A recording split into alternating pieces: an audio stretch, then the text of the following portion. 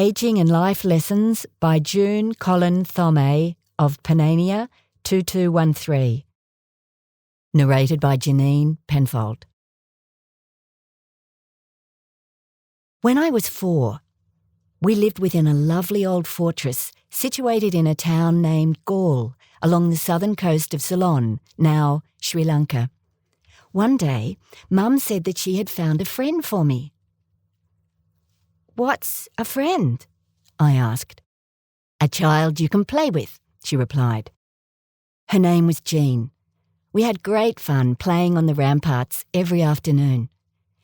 I learned the importance of being truthful from a story my kindergarten teacher told us about a little boy who accidentally broke a dish and did not own up to it. He felt horrible till he finally told the truth. In Year 4, Mrs. U. Delegama, our teacher, was late for school. I decided to keep my classmates occupied and entertained. I taught them the giant sneeze, a game I invented. I divided the class into 4 groups, and each group started their sneeze with a different vowel. I sent a student, Sarani, around the corner to keep watch. Then, on the count of 3, we all sneezed. It was such a success that we sneezed again and again.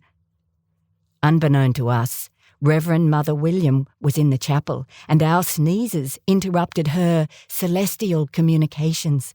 Within minutes, Sarani bolted back, gasping, "She's coming!" We heard the clatter of rosary beads, and in stormed the principal, Sister Mary Paul. With a flushed face and spectacles flashing, she demanded, "Who is responsible?" I rose. No one moved, as I was the sole organiser of the whole disturbance. Then, to my amazement, Pauline, a classmate, slowly stood up.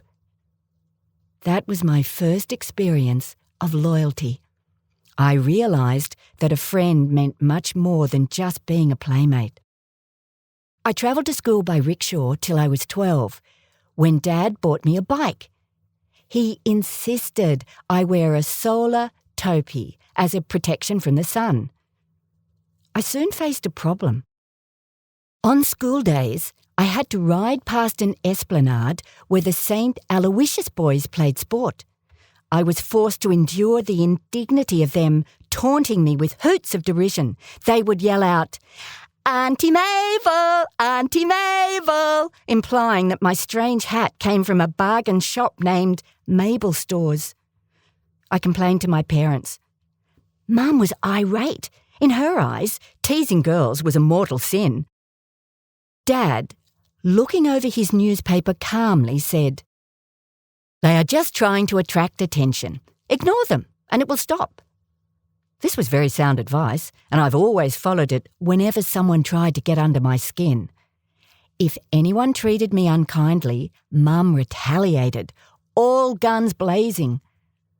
I soon decided to sort my own problems rather than igniting her wrath. It made me resilient. Every Wednesday after recess, we giggled and jostled into the hall for our moral training class, conducted by Sister Mary Paul. "There's no such word as can't," she boomed one day. "Just cut off the tea and do your best in all your endeavours." Another day she informed us that we would not become women until we had experienced suffering. We nudged each other and caught her fierce glare. Many years later, I lost my first baby 2 days after his birth. In my grief, I remembered Sister's words and realised that when a tragedy occurs, one has to face it and carry on. I was terrified it would happen again. Nevertheless, I cut off the tea, carried on bravely, and have been blessed with 5 children, 6 great-grandchildren, and 2 great-granddaughters. During my teens, a family friend, Lloyd, took us to the beach every Sunday. He owned a Ford V8, and I travelled in the dicky seat while Mum and Dad sat inside. I liked the beach, but could not swim.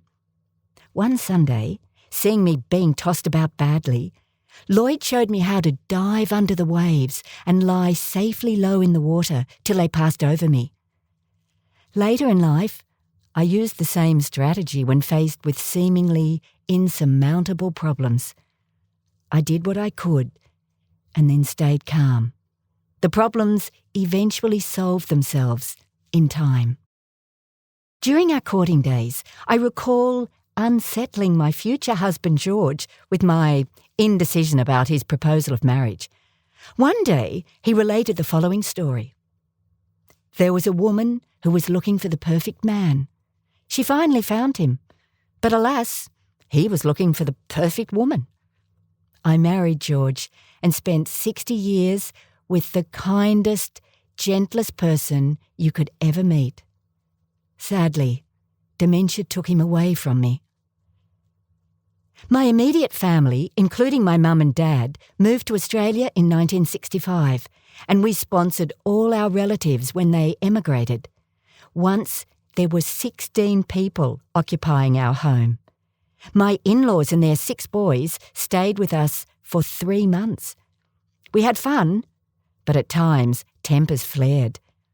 I then remembered another teacher, dear Sister Michael, with her beautiful Irish brogue, saying, "Life seldom runs smoothly. There's always a fly in the ointment." Having trained as a teacher, I joined the staff of our parish school. A fellow teacher had a lovely voice. Soon we were playing, singing and harmonising at every church function and have continued doing so for over 50 years. Members of our little choir have become my friends, and we look out for each other. I also kept in touch with old school friends, even though our lives have taken diverse paths. Friends are a gift. Looking back on my life, I have many treasured moments of happiness. I remember setting out little outfits ready to be worn for Mass on Christmas morning, waking up at ungodly hours to watch the children excitedly open presents from Santa, the joy of their weddings, watching the grandchildren grow and develop. However, I also experienced moments of great sadness. Then I have a good cry, cut off the tea, dive under the wave, and call a friend. The end.